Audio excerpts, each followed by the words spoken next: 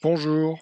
Euh, pour cet épisode, nous allons travailler sur les tableaux, en particulier remplissage automatique.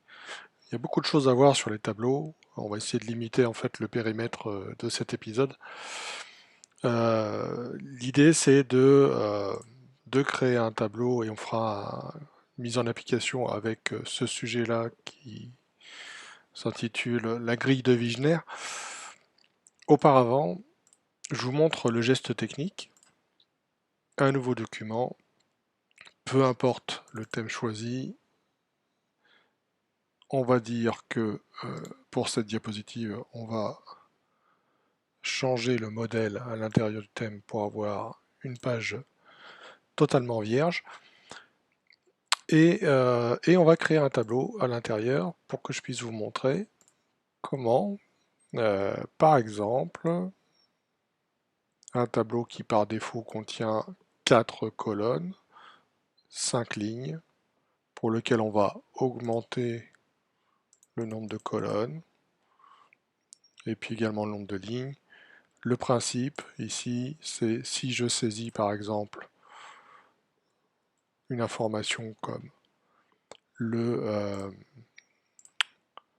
l'intitulé du jour, j'agrandis un peu mon tableau, et grâce au système de remplissage automatique, c'est cette petite poignée là que vous voyez jaune qu'on peut sélectionner et étendre pour automatiquement renseigner des informations correspondantes.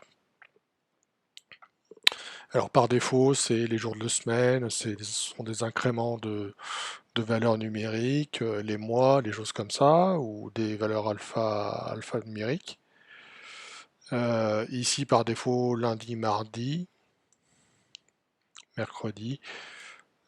Si on intercale euh, un jour entre cette suite-là et si on sélectionne ces deux cellules-là, la valeur suivante ne sera pas jeudi mais vendredi.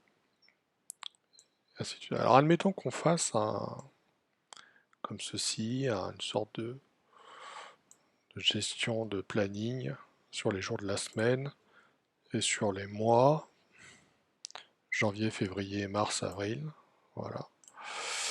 Et donc renseigner des valeurs, alors comme j'ai dit tout à l'heure, ce sont peut-être des valeurs alphabétiques, alphanumériques ou numériques. Les systèmes d'incrément, ici c'est pareil, hein, 12, 13, admettons, hein, je prends des valeurs vraiment de manière complètement arbitraire qui n'ont pas vraiment de sens, mais on verra.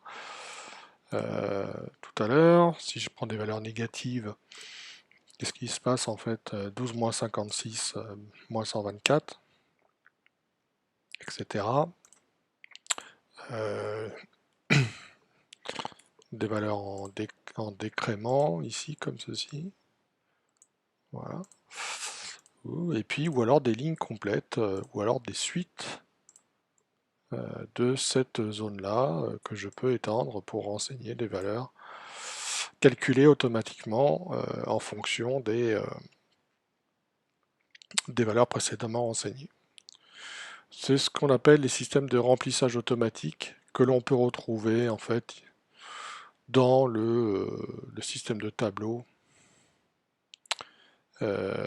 Cette option-là, la remplissage automatique des cellules. Voilà. Et on a le raccourci directement dans le tableau avec cette petite poignée jaune là qu'on étend.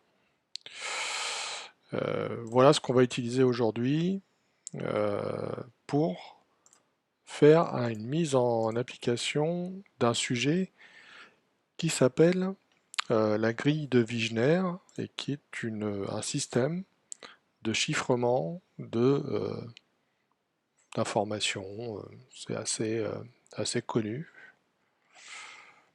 Un système de chiffrement par substitution euh, et un système de mots-clés qui permet de remplacer. Il y a un exemple dans cet article Wikipédia.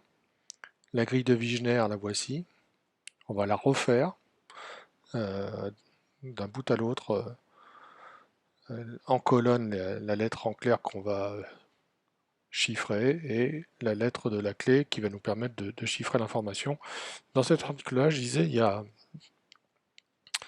y a un exemple ici. Le texte en clair, c'est ça, c'est j'adore écouter la radio toute la journée. Et puis on a un mot-clé, musique, que l'on répète à chaque position de caractère. Et en fonction de la recherche qu'on réussit à faire dans la grille de Wigner, eh bien voici le même texte chiffré avec le mot musique. Le mot-clé musique et la grille de Wigner. Alors mettons dans l'ordre la phrase d'origine, celle-ci, plus le mot-clé que l'on peut répéter autant de fois qu'on veut. Ça peut pas forcément être un seul mot, ça peut être une petite phrase ou même une grande phrase, en fait, peu importe. Cette phrase d'origine plus le mot-clé répété plus la grille de Wigner permet de chiffrer la phrase d'origine comme ceci. Et après, la phase de déchiffrement, c'est le sens inverse. On donne la phrase chiffrée et puis on donne le mot-clé. Et à partir de ces deux informations plus la même grille de Wigner, on est capable de déchiffrer le message et de retrouver la phrase d'origine. Donc on va réaliser la grille de Wigner sur le base de ce principe-là. Alors la grille de Wigner, c'est sont l'ensemble des lettres alphabétiques ici en colonne et en ligne, par ligne. Et puis on répète par un système de séquence et de décalage. La première ligne commence à la lettre A, finit à la lettre Z. La deuxième ligne commence à la lettre B et finit à la lettre A. Bon, on va refaire cette grille de Wigner avec ces mécanismes euh, voilà, de gestion de tableau. On a besoin d'un tableau avec 26 lignes et 26 colonnes. Donc là, hop, j'augmente le nombre de colonnes, j'augmente le nombre de lignes à 26. Je vais ranger mon tableau ici que je vais certainement pouvoir agrandir pour avoir des cellules plus grandes. Et commencer donc avec la lettre A majuscule. Et si on étend, B, C, D, E, F, G, H, I, J, K, L, M, N. Boum. Donc là, on a rempli la première ligne. Ne vous trompez pas sur la compréhension de la structure du tableau. Il y a le repérage des noms de colonnes, qui est un nom de colonne par défaut, qui permet en fait de donner des coordonnées de cellules à l'intérieur d'un tableau. On en reparlera plus tard quand on travaillera sur les formules de calcul. Petite parenthèse, là on voit bien que ça va de A jusqu'à Z. Bon, il semble que dans notre cas d'usage ici, la grille de Wigner, Z ça tombe bien. Mais si on étend encore un peu, les prochaines colonnes, c'est pas A, B, C, c'est AA, BB, AB, AC, etc. Jusqu'à une limite qui est très très éloignée en fait dans les tableurs aujourd'hui, parce que avant c'était un problème lié à la mémoire, maintenant on a beaucoup moins ce genre de problème. Bon là j'ai besoin juste de 26 colonnes. Et puis je vais prendre les valeurs de B jusqu'à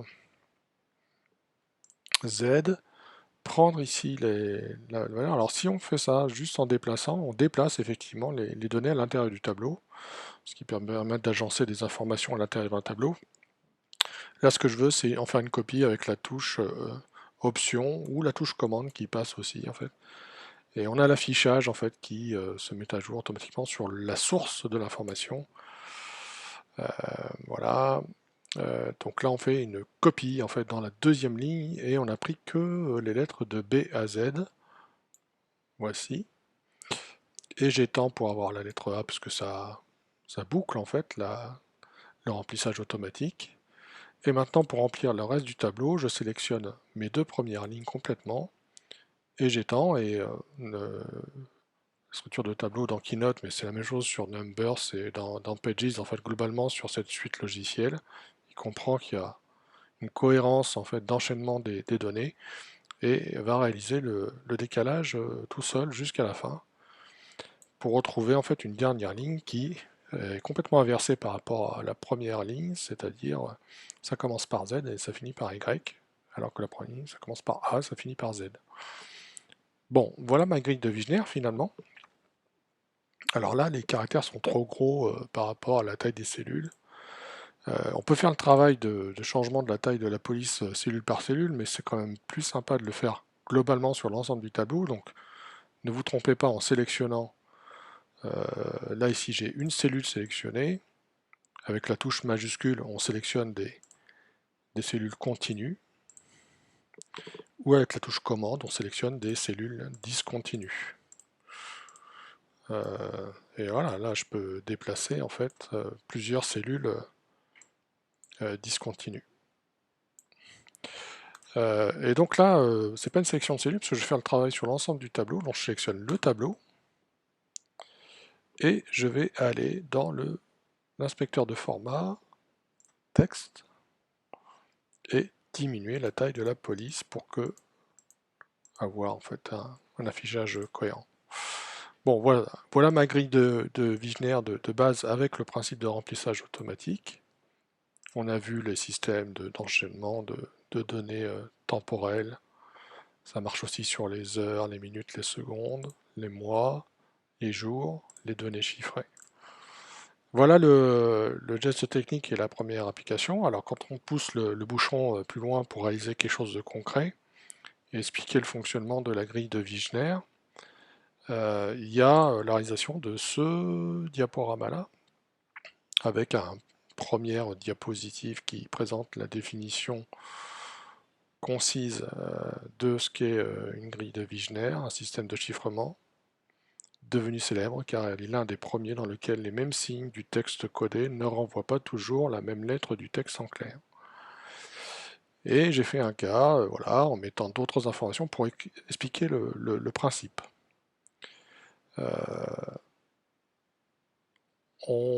J'explique ici dans ce diaporama comment on encode le mot placard avec le mot-clé vélomoteur et la grille de Wigner.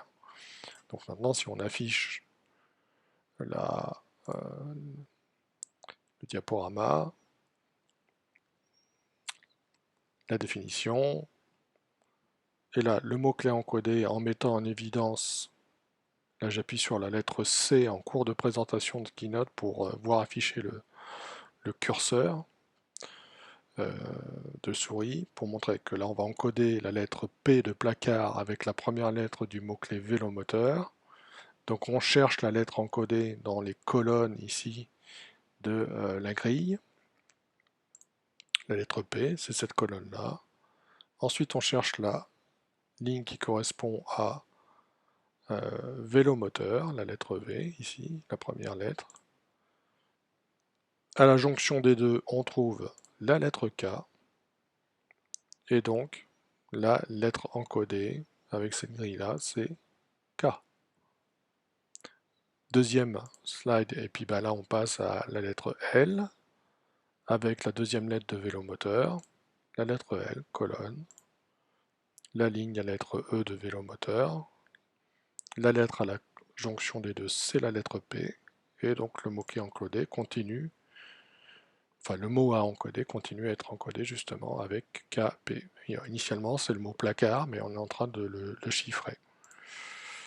Et ainsi de suite, A, L, et donc la lettre chiffrée, c'est L, etc., etc. Et donc, par un exemple, voilà, c'est un autre, ça c'est un mot-clé encodé avec, donc c'est un mot-clé qu'on ne peut pas lire tout seul comme ça, même si on a ce mot-clé chiffré encodé, et puis la grille de Wigner, ça ne suffit pas, il faut le mot-clé pour pouvoir le déchiffrer. Donc le mot-clé, c'est le mot pomme, et avec le mot pomme, on peut déchiffrer ce mot-clé, donc vous pouvez éventuellement utiliser cette grille-là. Pour finir sur cette présentation, puisque là en fait on a fait un peu d'enrichissement, on est allé animer un petit peu tout ça et on a mis en forme le tableau avec voilà, un aspect pour identifier les colonnes et les lignes. Si je reprends mon exemple ici, mon tableau, ici, dans les paramètres du tableau, on a la possibilité de mettre ce qui s'appelle des en-têtes Alors, il y a en-tête ici de colonnes. Donc je dis une colonne d'en-tête. Voilà. Dans ce style-là, en fait, ça donne ceci avec les lettres en gras. La même chose pour l'en-tête de rang. On n'est pas obligé de mettre qu'une seule en-tête, hein, mais on peut en mettre plusieurs. Et puis, bon, les en-têtes de bas de tableau, ça c'est encore autre chose, c'est pour mettre en évidence les calculs. Là ici j'ai un tableau basique, si je mets des en-têtes colorées que je peux modifier ultérieurement, on peut utiliser ceci ou alors cela, voilà, pour mettre bien en évidence le tableau. Un style de tableau, ça contient en fait tous les paramètres finalement de colorisation de tableau, les bordures, les styles, etc. On en reparlera plus tard.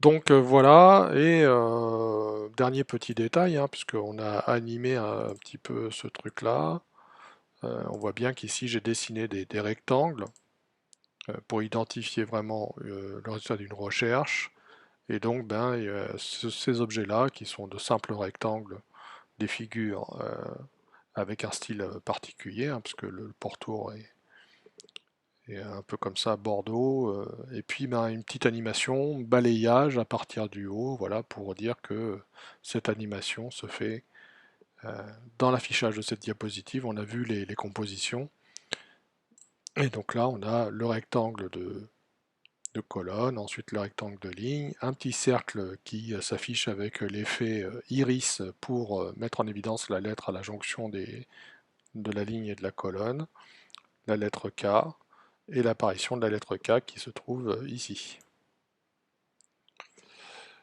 Voilà pour cette présentation.